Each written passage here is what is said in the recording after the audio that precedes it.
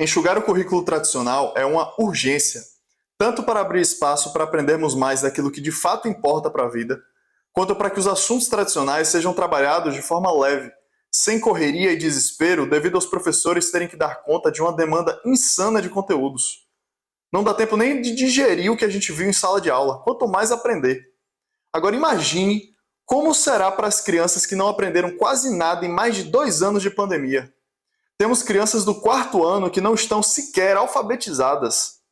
Nesse caso, todo o problema original se amplifica, já que além do nítido acúmulo de conteúdos, a continuidade dos seus estudos fica comprometida. Por favor, repensem o nível de aprofundamento dos componentes curriculares da grade comum. Precisamos curar a ferida, e não de mais paliativos. Na grade comum de Ciência da Natureza, por exemplo, os assuntos deveriam ser superficiais e associados à vida, em detrimento do decoreba imposto nas aulas. Apenas o necessário para permitir compreensão, uma visão científica do mundo e um entendimento básico dos fenômenos. Que sistema educacional é esse? Que a gente precisa aprender truquinhos para fazer prova e musiquinhas para decorar os assuntos? Em ciências humanas, menos memorização de fatos, menos decoreba e mais associação com a vida. Em linguagens, mais gêneros textuais e menos literaturas clássicas obrigatórias com uma linguagem tão rebuscada que até nossos avós têm dificuldade de entender. Chega! Imagine a dificuldade da nossa geração para decifrar esse idioma. Esses livros causam, em diversos alunos, repulso à leitura, afastando-os de uma prática saudável e essencial ao desenvolvimento. Existem livros atuais e bons filmes que transmitem a mesma mensagem das literaturas clássicas. Repetindo, para que fique claro, devemos estimular o aprofundamento, mas apenas para aqueles que tiverem interesse.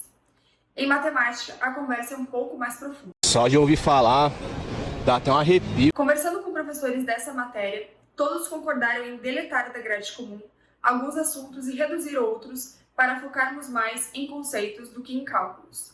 Deveriam ensinar o que é realmente necessário da matemática. O resto deve ser puro desenvolvimento de raciocínio lógico, como, por exemplo, jogos matemáticos que ajudam na elaboração de soluções de problemas e no desenvolvimento de competências. Como dito antes, há casos em que não adianta dizer que a solução é interdisciplinaridade e associação com a vida. Porque mesmo mostrando que logaritmos são usados para medir a escala de terremoto, continua sendo desnecessário estudar como fazer cálculos referentes a isso. Você entendeu, velho? Deveríamos entender o que é e ter uma noção, ao invés de tantos cálculos e fórmulas que não nos têm serventia. Podemos viver sem saber logaritmos, mas não podemos viver sem saber nos relacionarmos com as outras pessoas. Portanto, enquanto perdemos tempo em casa nos aprofundando nesses conteúdos, poderíamos estudar algo que realmente interessa a cada um. Ignorar a existência de diferentes preferências afasta os alunos do ensino escolar por pura frustração. Por essas e outras, infelizmente dá para entender quando alguns alunos colam em certos momentos. O argumento de desenvolver raciocínio lógico com esses assuntos complexos é falho. Além de existirem outras formas, quando olhamos para as escolas públicas, grande parte dos alunos sequer entendem o básico. Quanto mais esses assuntos. Ficam com cara de paisagem durante a aula. Muitos passam de ano e até se formam, mas analfabetos funcionais e sem entender quase nada de matemática. Passam de ano porque existem políticas públicas, como a de progressão continuada, que limitam a quantidade de reprovação dos alunos. Esse é o resultado das raízes dos problemas. O medo da mudança, o engessamento do sistema, a cultura conservadora educacional e os nossos paradigmas de estimação. Esses nos fazem aceitar a mediocridade com normalidade. Estamos tão acostumados com a bolha a qual nos colocaram que desenvolvemos a síndrome da Gabriela. Eu nasci assim, cresci assim, vou ser sempre assim. Já não conseguimos mais pensar fora da caixa para enxergarmos as reais possibilidades de mudança. Mudar é difícil, mas não mudar é fatal. Essa fatalidade acontece todos os dias nas escolas. Um genocídio da criatividade, do prazer com o aprendizado e do respeito às diferenças. Temos múltiplas inteligências igualmente importantes. Existem diversos gênios que se sentem burros porque suas genialidades não são desenvolvidas, sequer valorizadas pelo meio acadêmico na atual estrutura do sistema escolar. Viviane Mosé disse: o excesso de intelectualidade é uma ferida da nossa sociedade. Até quando permitiremos que futuros grandes psicólogos, advogados, veterinários, atletas, Artistas, músicos e empresários, por exemplo, repitam de ano ou se sintam mal por serem péssimos naquilo que são obrigados a serem bons. Até quando veremos os pontos fortes e os grandes talentos de cada jovem deixando de ser explorados por terem que dar conta de uma tonelada de matérias e seus assuntos profundos, relevantes apenas para alguns? Até quando continuaremos forçando peixes a escalar árvores? Imagine uma escola em que os alunos tenham a oportunidade de explorar seus próprios interesses e paixões, em vez de seguir um currículo pré-definido. Em essência, a reforma do ensino médio propõe isso, mas com muitos problemas. Que beleza! Ficou, Imagine uma escola em que os professores são também tutores e facilitadores, ao invés de meros transmissores de informação. Informação por si só, a gente consegue no Google ou assistindo videoaulas. Professores, sabemos que a correnteza, quer dizer, o sistema, não está a nosso favor e que é tudo muito engessado. Mas, por favor, não se engessem por osmose. Vamos parar com esse jogo de culpa, onde todo mundo é culpado, menos eu. Se perguntem, o que me cabe? O que está ao meu alcance? Quais são as brechas? De que forma posso contribuir para a melhoria? Se aprendemos mais ensinando aos outros, praticando e conversando sobre o assunto, por que passamos a maior parte do tempo na escola, sentados, olhando para o quadro? Imagine uma escola em que a aprendizagem fosse mais viva, personalizada e adaptada às necessidades individuais de cada aluno, respeitando a diversidade e oferecendo um ambiente mais dinâmico. Seria um grande problema se os médicos prescrevessem o mesmo remédio para os diferentes problemas das pessoas. Então, por que fazem isso nas escolas? Não estamos falando de ir de um extremo ao outro, mas entendam que somos pessoas diferentes, aprendemos de formas diferentes, em ritmos diferentes, com interesses diferentes e seríamos melhor avaliados de formas diferentes. A Escola da Ponte de José Pacheco contempla essas necessidades. Rubem Alves escreveu um livro sobre ela, A Escola com que Sempre Sonhei, sem pensar que pudesse existir. Se abram para o novo, conheçam. Não apenas vejam de longe e emitam opiniões e julgamentos sobre o que vocês ainda não conhecem de verdade. Os 4 pilares da educação já falavam disso. As mudanças não precisam ser radicais, mas tendo um bom norteador, podemos nos adaptar aos poucos. Cláudia Passos e Ilka Monteiro, da Ecohabitare, fazem um lindo trabalho na formação de professores com a filosofia da Escola da Ponte. Muitas vezes, estudávamos apenas para fazer uma prova, e não para termos uma vida melhor. Porque além de termos sido obrigadas a estudar o que não queríamos, estávamos quase o tempo todo sendo preparadas para resolvermos os problemas do Enem, e não os problemas do mundo. Por isso, todos saem da escola e se sentem despreparados para a vida. Como pode? Passamos mais de 14 anos na escola e não nos sentimos minimamente preparados para a vida adulta. Não seria maravilhoso termos um sistema escolar que ajude as escolas a prepararem os estudantes para a vida? Isso é pedir muito? Queremos uma escola em que possamos aprender sobre temas pertinentes ao nosso futuro. Nossos direitos, imposto de renda, especificidades do mercado de trabalho, culinária, afazeres domésticos, inclusive para quebrar estereótipos machistas. Não aprendemos nada relacionado, por exemplo, às possibilidades de estudar em outro país com bolsa integral.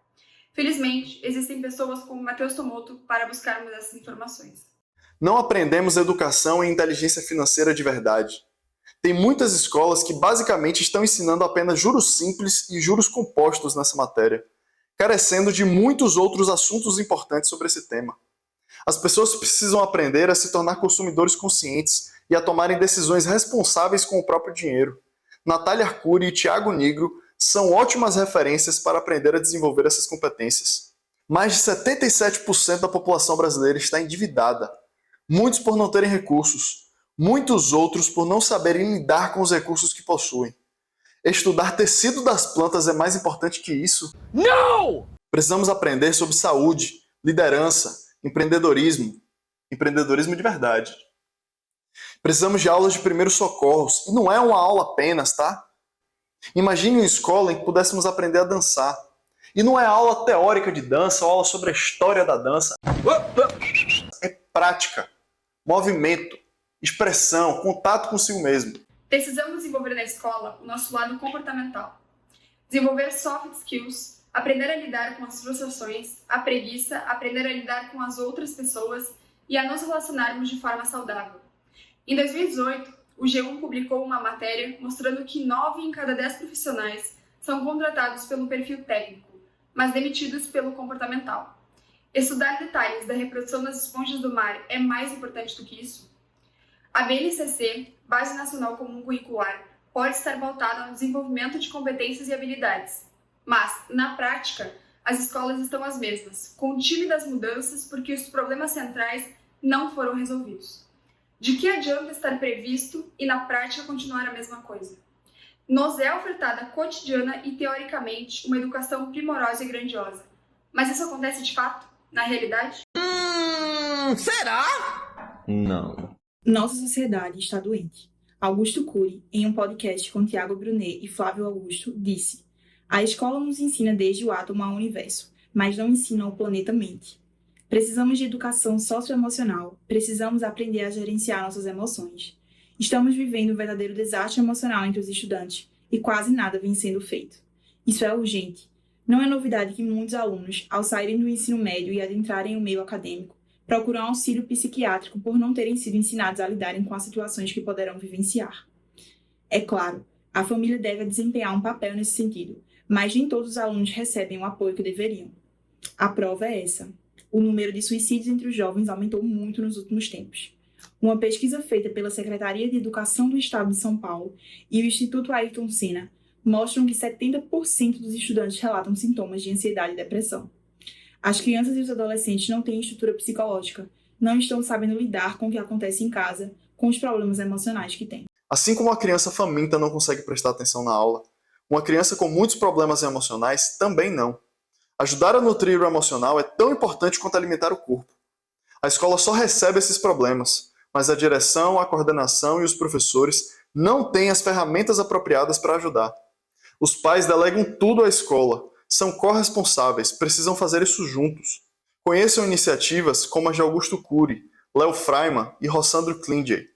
Invistam em práticas de respiração e meditação nas escolas. O que mais temos hoje são comprovações científicas do bem que elas nos proporcionam. Temas como esses não deveriam ser matérias optativas, deveriam estar presentes no currículo em todas as escolas. Estudar trigonometria é mais importante que isso? Precisamos aprender a falar em público, aprender a vencer a timidez, a nos comunicarmos melhor. Quando alguém quer pular de paraquedas sozinho, faz aula primeiro. Não é empurrando um aluno para fora do avião e dizendo, apresenta aí para a sala toda. Alguns têm facilidade natural, outros se tornam meros seguradores de cartazes e oradores de falas retraídas e decoradas. Não nos ensinam a falar em público, não nos ensinam sobre memorização nem como prestar mais atenção, mas isso nos é exigido. Estudar detalhes de química orgânica é mais importante que isso? Não. Agora, imagine as pessoas que sairão desse tipo de escola. Uma escola que preze pelas habilidades pessoais, que valorize a diversidade de personalidades e que desenvolva uma gama variável de temas e assuntos.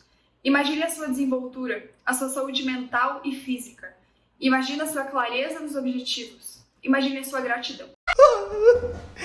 Que lindo! Tudo isso parece utópico, mas já existem muitas instituições que conseguiram materializar esses ideais, inclusive no Brasil. Universidades, não sigam o exemplo do que foi feito com a Lívia Letícia, do Pará. Eu passei através da cota de renda para o curso e, infelizmente, recebi a notícia da universidade de que a minha matrícula estava sendo indeferida porque eu não consegui comprovar a renda, sendo que eu levei toda a documentação necessária, pedida em edital, e todos os documentos eram claros e verdadeiros, mas, infelizmente, ainda assim, a minha matrícula acabou sendo indeferida.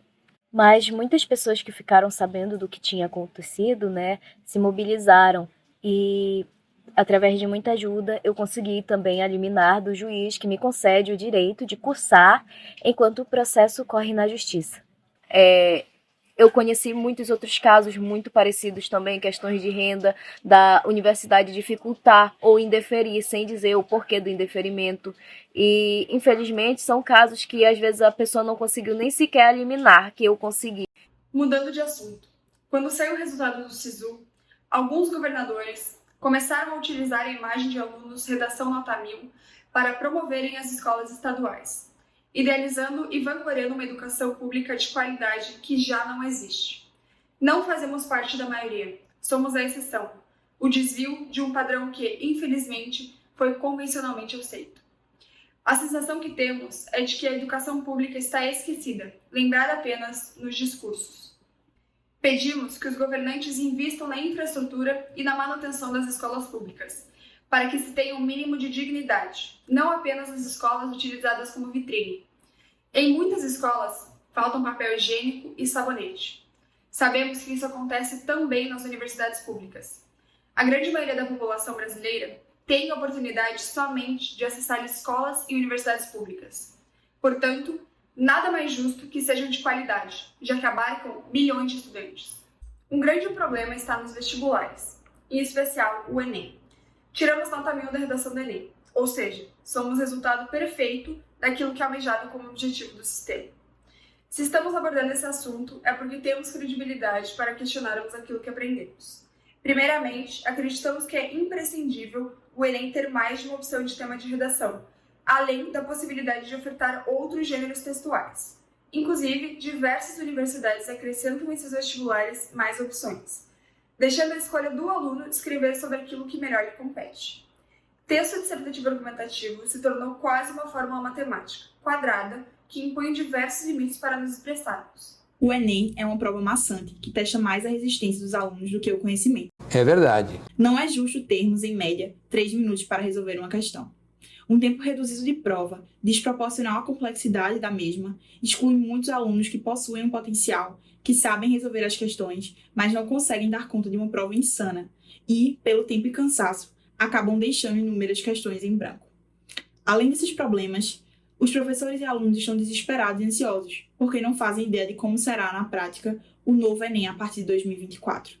INEP, por que vocês não apresentam um modelo da prova para as pessoas entenderem?